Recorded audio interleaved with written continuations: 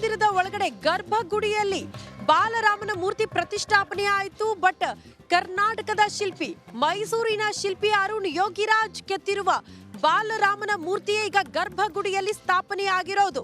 So ಈ ಕಾರಣಕ್ಕೆ ಅವರಿಗೆ ಸನ್ಮಾನ ಕೂಡ ಮಾಡಲಾಗ್ತಾ ಇದೆ. ಬಹಳ ಹೆಮ್ಮೆಯ ವಿಚಾರ ಇದು. ಎಲ್ಲರೂ ಕೂಡ ಇಡೀ ದೇಶದ ಚಿತ್ತ ಇವತ್ತು ಅರುಣ್ ಯೋಗಿರಾಜ್ ಅವರತ್ತ. ಕಾರಣ ಅವರು ಕೆತ್ತಿರುವಂತಹ ಬಾಲರಾಮನ ಮೂರ್ತಿಯೇ ಇವತ್ತು ಗರ್ಭಗುಡಿಯಲ್ಲಿ ಸ್ಥಾಪನೆ ಆಗಿರೋದ್ರಿಂದ ಶಿಲ್ಪಿ ಅರುಣ್ ಯೋಗಿರಾಜ್ ಕುಟುಂಬಕ್ಕೆ ಸನ್ಮಾನ ಮಾಡಲಾಗಿದೆ. ಮೈಸೂರಿನ ಮಹಾಲಕ್ಷ್ಮಿ ಸ್ವೀಟ್ಸ್ ವತಿಯಿಂದ ಸನ್ಮಾನ ಮಾಡಲಾಗಿದೆ. ಸಿಹಿ ತಿಂಡಿಗಳಿಂದ ರಾಮ ಮಂದಿರದ ಮಾದರಿಯನ್ನ ನಿರ್ಮಾಣ ಮಾಡಲಾಗಿದೆ. ವಿವಿಧ ತಿಂಡಿಗಳಿಂದ 10 ಮಾದರಿಯ ಮಂದಿರ ನಿರ್ಮಾಣ ಆಗಿದೆ ಅನ್ನೋದರ ಡೀಟೇಲ್ಸ್ ಸಿಗ್ತಾ ಇದೆ. ನೋಡಿ, ರಿಪಬ್ಲಿಕ್ ಕನ್ನಡ ಎಕ್ಸ್ಕ್ಲೂಸಿವ್ ಆಗಿ ಅರುಣ್ ಯೋಗಿರಾಜ್ ಅವರ ಕುಟುಂಬಸ್ಥರನ್ನ ಮಾತನಾಡಿಸ್ತಾ ಇದ್ದಂತ ಸಂದರ್ಭದಲ್ಲೂ ಕೂಡ ಅವರ ಪತ್ನಿ ಅರುಣ್ ಯೋಗಿರಾಜ್ ಅವರ ತಾಯಿ ಹೇಳ್ತಾ ಇದ್ದು ಒಂದೇ ಮಾತು, ಇದಕ್ಕಿಂತ ಪುಣ್ಯ ಇನ್ನೇನಿದೆ ನಮ್ಮ ಜೀವನದಲ್ಲಿ ಅಂತ. ಬಹಳ ಆನಂದ ಆಗುತ್ತೆ, ಸಂತೋಷ ಆಗುತ್ತೆ, ಅದನ್ನ ಪದಗಳಲ್ಲಿ ವರ್ಣನೆ ಮಾಡೋದಕ್ಕಾಗಲ್ಲ. ಯಾವ ಜನ್ಮದ ಪುಣ್ಯ ಏನೋ ನನ್ನ ಮಗ ಕೆತ್ತಿರುವಂತಹ ಬಾಲರಾಮನ ಮೂರ್ತಿಯ ಸ್ಥಾಪನೆ ಆಗಿದೆ ಅನ್ನುವಂತಹ ಸಂತಸವನ್ನ ವ್ಯಕ್ತಪಡಿಸಿದ್ರು. ಈಗ ಅವರಿಗೆ ಸನ್ಮಾನ ಮಾಡಲಾಗಿದೆ. ಅಯೋಧ್ಯೆಯಲ್ಲಿ ಬಾಲರಾಮನ ಪ್ರಾಣ ಪ್ರತಿಷ್ಠಾಪನೆಗೆ ಕೇವಲ 3 ದಿನಗಳಷ್ಟೇ ಬಾಕಿ ಉಳಿದಿದೆ. ಈಗಾಗಲೇ ಈ ಒಂದು ಅಂದರೆ ಬಾಲರಾಮನೆಲ್ಲ ವಿಗ್ರಹವನ್ನ ಕೆತ್ತನೆ ಮಾಡಿದವರು ಕೂಡ ಮೈಸೂರಿನವರೇ. ಸೊ ಹೀಗಾಗಿ ಮೈಸೂರಿನಲ್ಲಿ ಒಂದು ರೀತಿಯಲ್ಲಿ ಸಡಗರ ಸಂಭ್ರಮ ಮನೆ ಮಾಡಿದೆ.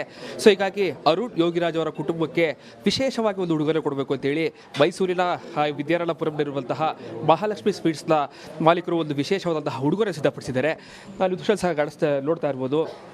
ವಿಶೇಷವಾದಂತಹ ಒಂದು ಸ್ವೀಟ್ಸ್ನಲ್ಲಿ ಮೂಡಿ ಬಂದಿರುವಂತಹ ರಾಮ ಮಂದಿರದ ಈ ಒಂದು ಮಾದರಿಯನ್ನು ಅರುಣ್ ಯೋಗಿರಾಜ್ ಅವರ ಕುಟುಂಬಕ್ಕೆ ಕೊಡೋದಕ್ಕೆ ಈಗಾಗಲೇ ಸಿದ್ಧತೆಗಳನ್ನ ಮಾಡ್ಕೊಂಡಿದ್ದಾರೆ. ಇನ್ನು ಈ ಬಗ್ಗೆ ಮಾತನಾಡೋದಕ್ಕೆ ಜೊತೆಗೆ ಈ ಒಂದು ಮಹಾಲಕ್ಷ್ಮಿ ಸ್ವೀಟ್ಸ್ನ ಮಾಲೀಕರಾದಂತಹ ನಿತಿನ್ ಅವರು ಇದ್ದಾರೆ, ಅವ್ರನ್ನ ಮಾತಾಡಿಸ್ತಾ ಹೋಗ್ತೀನಿ. ಸರ್, ಏನು ಸರ್ ಇದಲ್ಲೇ ಕೊಡಬೇಕು ಹೇಗೆ ಏನಿದೆ ಸರ್? ನಮಗೆ ರಾಮನ ಆರಾಧ್ಯರಲ್ಲ ಸರ್ ನಾವೆಲ್ಲ, ಹಾಗಾಗಿ ನಮ್ಮ ಸಿಹಿ ತಿಂಡಿಸಲ್ಲಿ ಹೆಂಗೆ ಒಂದು ಅಯೋಧ್ಯೆಯನ್ನು ಮಾಡ್ಬೋದು ಅಂತ ಪ್ರಯತ್ನ ಪಟ್ರಿ ಒಂದು ವಾರದಿಂದ. ಕಾಜು ಐಟಮ್ಸು ಮತ್ತು ಡ್ರೈ ಫ್ರೂಟ್ಸು, ಬೇರೆ ಕೋವಾ ಐಟಮ್ಸ್ ಎಲ್ಲ, ಸ್ವೀಟ್ಸ್ ಎಲ್ಲ ಪ್ರಯತ್ನ ಪಟ್ಟು ಒಂದು 10 ರಿಂದ 12 ಜನ ಸೇರಿ ಒಂದು 10 ರಿಂದ 15 kg ಒಳಗಡೆ ಮಾಡೋಣ ಅಂತ ಪ್ರಯತ್ನ ಪಟ್ಟರೆ ನಿನ್ನೆ ಸಕ್ಸಸ್ ಆಗಿದೆ. ಸಕ್ಸಸ್ ಆದಮೇಲೆ ಈ ಥರ ಒಂದು ಡೆಮೋ ಮಾಡಿ ಇಟ್ಟಿದ್ದೀವಿ. ಇವಾಗ ಈ ಅಂಗಡಿಲಿ ಒಂದು 3-4 ಅಂಗಡಿ ಮಾಡಿ ಇಡಬೇಕು ಅಂತ ಆಸೆ ಇದೆ. ಇವನು ನಡೀತಾ ಇದೆ, ಕೆಲಸ ನಡೀತಾ ಇದೆ. ಇದಿಷ್ಟು ಏನು ನಿತಿನ್ ಅವರು ಹೇಳ್ತಾ ಇರುವಂಥದ್ದು ಸುಮಾರು 15 ಜನರು ಇದೊಂದು ಸಾಕಷ್ಟು ಶ್ರಮ ಹಾಕಿ ಈ ಒಂದು ಮಾದರಿಯೆಲ್ಲ ಸಿದ್ಧಪಡಿಸಿದ್ದಾರೆ. ಜೊತೆಗೆ ಈ ಒಂದು ಸುಮಾರು 10 ಕಡೆಯಲ್ಲಿ ಇದೆಲ್ಲ ಡಿಸ್ಪ್ಲೇ ಮಾಡೋದಕ್ಕೂ ಕೂಡ ಸಿದ್ಧತೆ ಮಾಡ್ಕೊಂಡಿದ್ದೀವಿ ಅಂತ ಹೇಳ್ತಾ ಇದ್ದಾರೆ. ಈಗಾಗಲೇ ಅರುಣ್ ಯೋಗಿರಾಜ್ ಅವರ ತಾಯಿ ಕೂಡ ಬಂದಿದ್ದಾರೆ. ಅಂದರೆ ಅವರಿಗೆ ಸನ್ಮಾನ ಕೂಡ ಇವತ್ತು ನಡೀತಾ ಇದೆ. ಅವರ ಕುಟುಂಬಸ್ಥರು ಎಲ್ಲರೂ ಕೂಡ ಈ ಒಂದು ಅಂಗಡಿಗೆ ಬಂದಿದ್ದಾರೆ. ನಾವು ಅವರ ತಾಯಿಯನ್ನು ಮಾತಾಡಿಸ್ತಾ ಹೋಗ್ತೀನಿ. ಅಮ್ಮ, ಎಷ್ಟು ಖುಷಿ ಆಗ್ತದೆ ಈ ರೀತಿಯಾದಂತಹ ಸನ್ಮಾನಗಳ ಸ್ವೀಕರಿಸೋದಕ್ಕೆ? ತುಂಬಾ ಖುಷಿ ಅನ್ನಿಸ್ತಾ ಇದೆ. ಗುರುತಿಸಿ ಅವರು ಸ್ವೀಟ್ ಅಂಗಡಿಯವ್ರು ಕರ್ಕೊಬಂದು ತುಂಬಾ ಸನ್ಮಾನ ಮಾಡ್ತಿದ್ದಾರೆ. ತುಂಬಾ ಖುಷಿ ಅನ್ನಿಸ್ತಾ ಇದೆ. ಮಾತಾಡಿದ್ರಮ್ಮ ಇತ್ತೀಚೆಗೆ ಅರುಣ್ ಅವ್ರ ಜೊತೆ ನೀವು ಸೆಲೆಕ್ಟ್ ಆದಮೇಲೆ?